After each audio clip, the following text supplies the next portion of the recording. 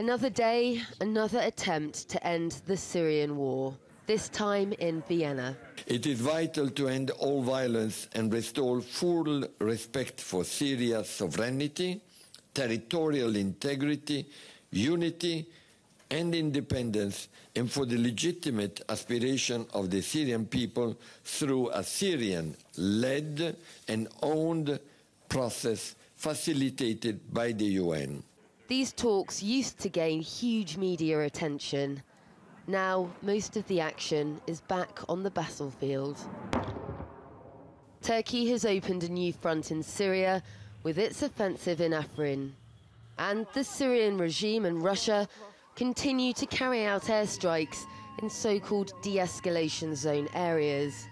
We tried to ask the Syrian regime delegation repeatedly about these attacks. So why is the Syrian regime still continuing to attack civilians in Syria? Hi, Mr. Jafari. It's Sara from TRT World.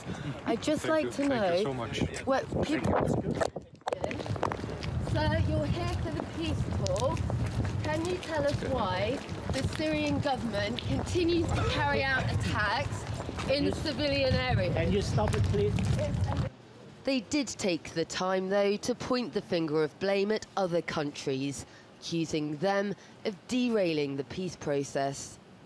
It isn't a coincidence that holding Vienna talks coincides with the intentional circulating of the so-called informal position paper to revive the political process in Geneva over Syria.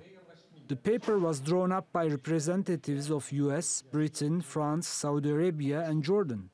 They met in Washington and then in Paris. These states are, all of them, participants in the bloodshed of the Syrian people since the beginning of the crisis in my country. The next stop will be Sochi, this time for a Russian-led process. For those even aware these Syrian peace talks are still happening, it looks like, once again, all sides are turning their backs on one another and the possibility that this process might be the road to peace. Sara Firth, TRT World, Vienna.